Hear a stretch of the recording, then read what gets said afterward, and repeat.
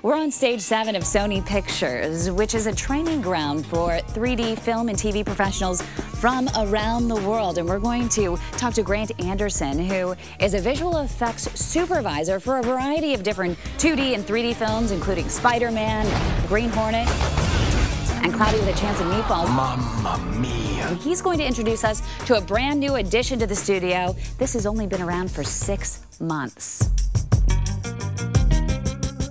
So this is the new 3D rig that motion picture studios are actually using. Yeah, it's one of the new rigs. This is actually a TS5 3-ality rig.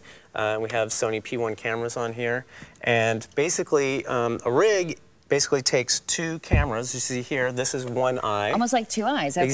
Exactly, like 2 eyes. So this is your left eye, and this is your right eye underneath here. And if you look on the front, you can actually see there's a 45-degree mirror in there. Oh, wow. So half the image is going through the mirror and the other half is getting reflected.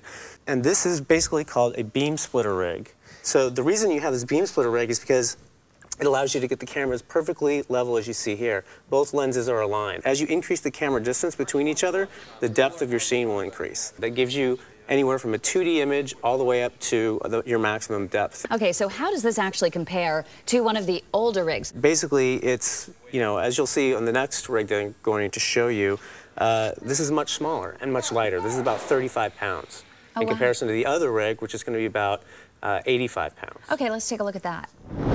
So this is the old rig. Yeah, this is the older rig. This looks a little more taped together than the other Well, one. this is just an eyebrow that you can take off. This is for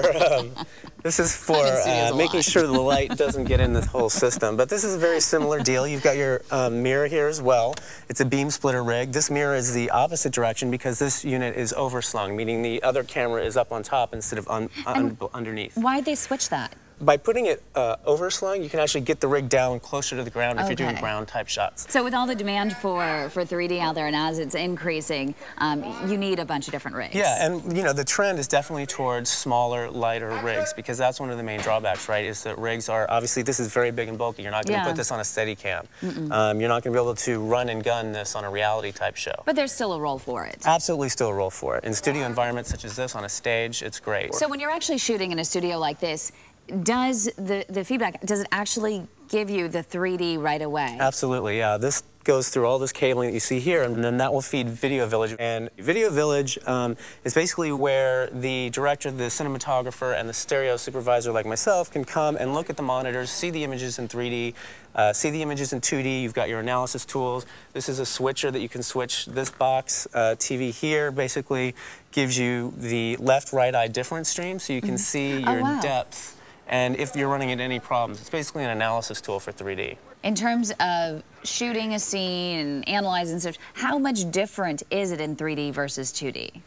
It requires, a different way to think, and that's what we are teaching here at the 3D Technology Center, is working with cinematographers and directors and producers and visual effects supervisors. Basically, everybody in the pipeline needs to know how their workflow has changed by this. But you do want to think differently in terms of how you block a scene, right? Because now you have depth. You want to think differently in how you frame a scene. You want to think differently in terms of your depth of field or how soft something is in focus. So all these, we always talk about a new language of 3D. Well, it's not really new. It's been around since the 1800s, but I always refer to it kind of as a different dialect of the same language.